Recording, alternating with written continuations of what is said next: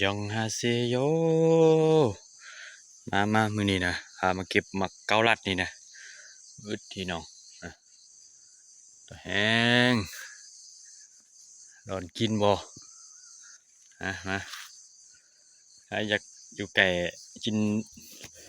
โดเรามาเอาเด้อ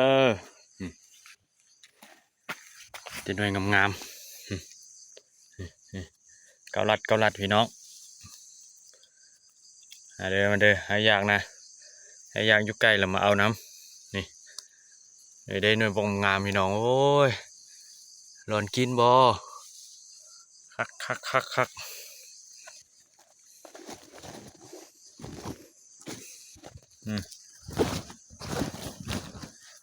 นี่โอ้ยองมือก็ไม่ได้เอามาพี่น้องเก็บเกาลัด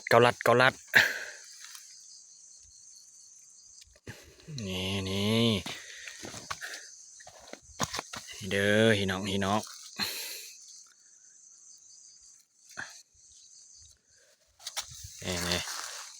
ภาษาลาวเขาเอิ้นยังเอิ้นมาก้อนน้ำว่ะ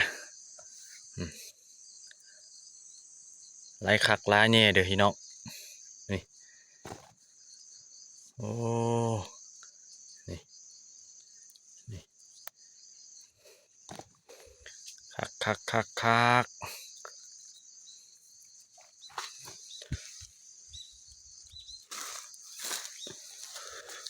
โอ้